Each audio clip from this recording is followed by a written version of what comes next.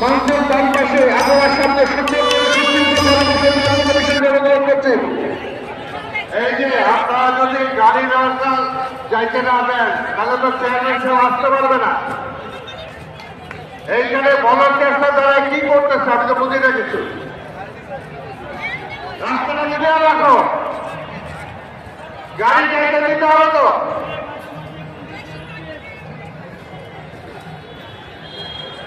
আপনারা রাস্তাটা ক্লিয়ার